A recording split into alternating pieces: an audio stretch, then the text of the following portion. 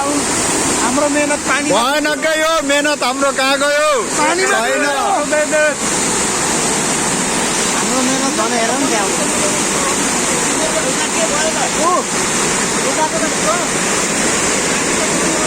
यो चाहिँ आजै है आजै गरेको काम हो केटाहरू